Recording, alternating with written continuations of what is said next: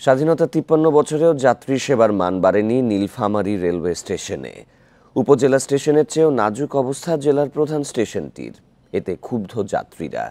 তবে সংকটের কথা স্বীকার করে ঊর্ধ্বতন কর্তৃপক্ষকে বিষয়টি জানানো হয়েছে বলে দাবি স্টেশন মাস্টারের। জনবল সংকটে নীলফামারীর ৯টি রেল স্টেশনের মধ্যে ৫টি বন্ধ হয়ে গেছে। যে ৪টি চালু আছে তার মধ্যে একটি জেলা সদরের মূল স্টেশন।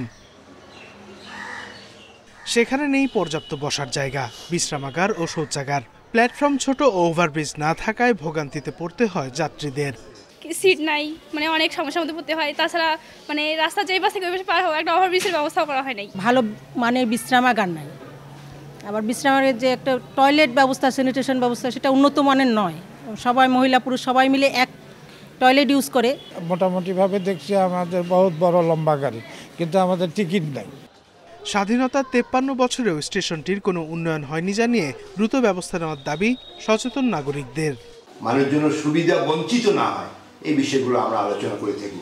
কর্তৃপক্ষের কাছে আমার আকুল আবেদন যে আপনারা এই স্টেশনটাকে একটা ডেভেলপ উন্নতির ছোঁয়া লাগাবেন। নানা সংকটের কথা স্বীকার করে স্টেশন মাস্টার বলছেন, বিষয়টি ঊর্ধ্বতন কর্তৃপক্ষকে জানানো হয়েছে। দ্রুত উন্নয়ন শুরুর আশা তার। আমরা আমাদের ঊর্ধ্বতম স্যারদেরকে জানাইছি, বিষয়গুলো মেসেজ করছি। তো সম্ভবত অচিরেই এই সমস্যাগুলোর সমাধান হবে। আর দ্রুত যদি সমাধানগুলো হয়, সমস্যার সমাধান হলে হয়তো যাত্রী ভোগান্তি কমবে। নীলফামারী রেল স্টেশন হয়ে ঢাকা, খুলনা, রাজশাহী রুটের 7টি ট্রেন ছাড়াও চলাচল করে বাংলাদেশ ভারতের যৌথ train service Mitali express. Independent news.